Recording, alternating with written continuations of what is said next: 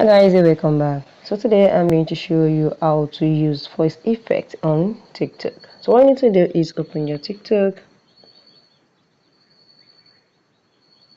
Now as you open your TikTok, click on your upload and click on anything you want to upload here. Click here, click on next.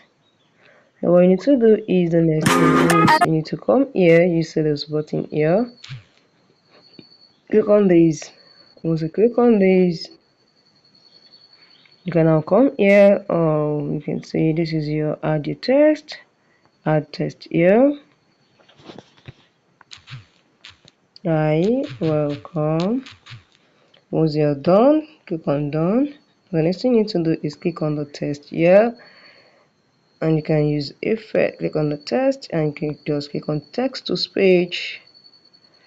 It is Hi, very welcome. simple. You can see. Hi, You welcome. can see. So it's very simple. Once you're done, click on next. And once you click on next, just click on your post here. So automatically it's going to be there. So guys, if this helps, subscribe and like. Thank you guys.